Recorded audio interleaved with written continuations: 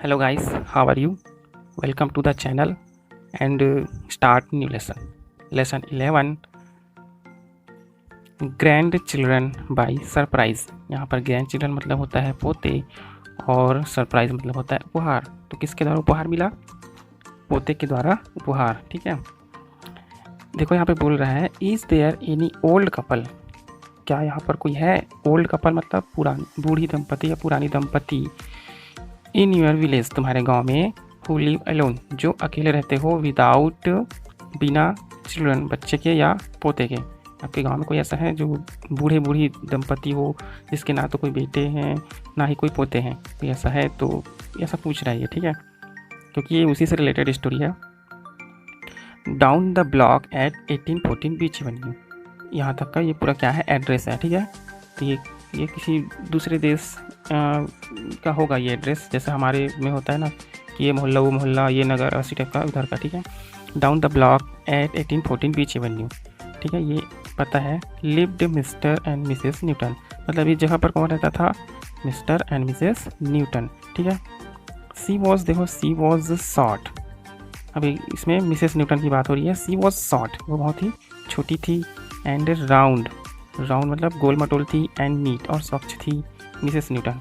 अब देखो mister Newton, he was tall, mister Newton बहुत लंबे थे। एंड थीन, और पतले दुबले थे। एंड केयरफुल, और सब ध्यान रखने वाले थे। ठीक है, ध्यान रखते थे। Their house was as neat as a pin, जो उसका घर था ना, देयर हाउस, उनका घर जो था, as neat as a pin मतलब सुई के नोक के बराबर की तरह कह सकते हैं, एकदम स्वच्छ रखते थे लोग अपने घर को।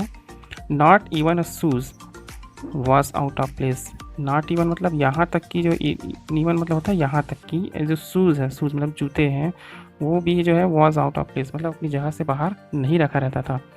There meal were always on time, meal मतलब भोजन, जो अपना भोजन भी करते थे ऑलवेज हमेशा ऑन टाइम समय पर करते थे। द नेबर्स चिल्ड्रन, जो पड़ोसी के बच्चे हैं, नेबर्स चिल्ड्रन, नेव दैट जानते थे, दैट की, दे शुड कीप ऑफ मतलब ये दूर रखते थे, वे दूर रखते थे।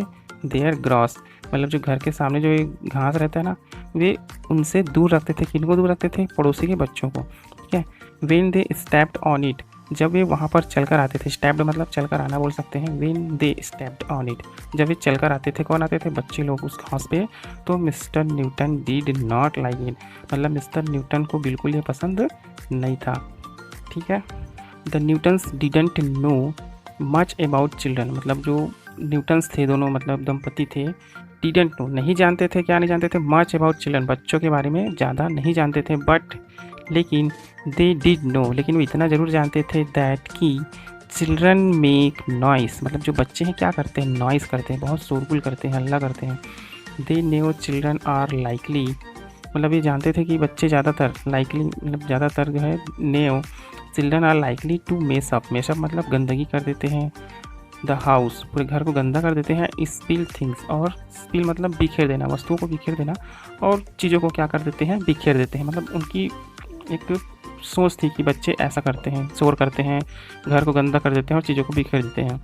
The Newtons did not like anything to be messed और स्पाइल्ड, मतलब उन न्यूटन्स जो दोनों दंपति थे उन्हें बिल्कुल पसंद नहीं था एनीथिंग टू बी मेस्ड, कि कुछ भी चीज़ गंदा रहे या स्पाइल्ड बिखरा रहे।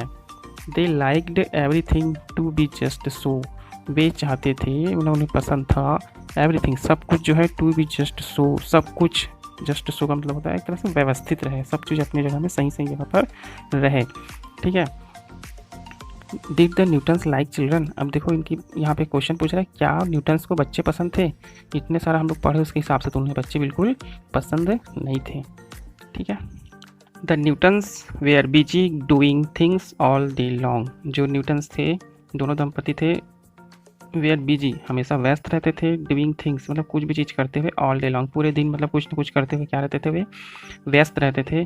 टुगेदर दे नीटेड, एक साथ वे सिलाई करते थे, मतलब स्वेटर बुनते थे। बेक्ड मतलब तरह से सूखी हुई स्वीट बनाते थे, मतलब कोई अच्छे डिश जो होता है ना, जैसे बिस्किट वगैरह है, ये सब बनाते थे। एंड बिल्ड थिंग्स, और बहुत सारी अलग अलग प्रकार की चीज़ें बनाते थे। ठीक है, mister Newton made a tall clock, मतलब जो मिस्टर न्यूटन था उसने क्या बनाया था? एक लंबी घड़ी बनाया था। ठीक है, that looked like a tree, जो एक पेड़ की तरह दिखाई पड़ता था। ठीक है, लुक्ड मतलब दिखना। It had a little bird, उसके अंदर क्या था, एक चिड़िया थी, ठीक है। दैट वुड फ्लाई, जो उड़ करके बाहर आती थी।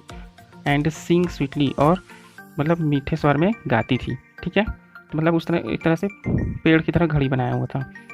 ही मेड इट ऑल, उसने यह सब बनाया था। And it was just right, और ये सही भी था, क्योंकि घर में रहेंगे तो कुछ ना कुछ तो खाली पीली लोग करते रहते थे, ठीक है।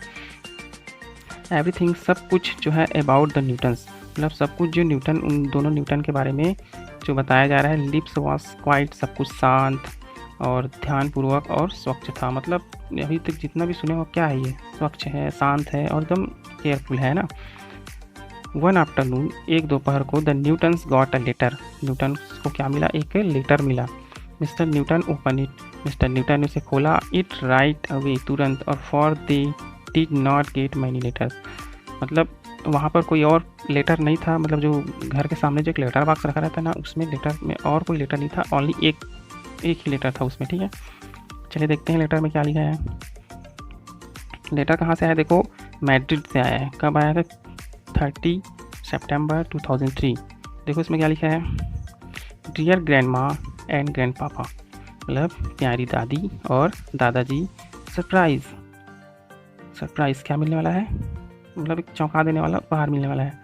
वन ऑफ दिस डे, एक दिन ऐसा आएगा, सून, जल्द ही, you are going to get a surprise, कि आपको क्या मिलने वाला है, उपहार मिलने वाला है, सरप्राइज़ मिलने वाला है, चौंका देने वाला है। There will be a knock at the door, मतलब वहाँ पर आपके डोर में क्या होगा, नॉक नॉक की आवाज़ होगी।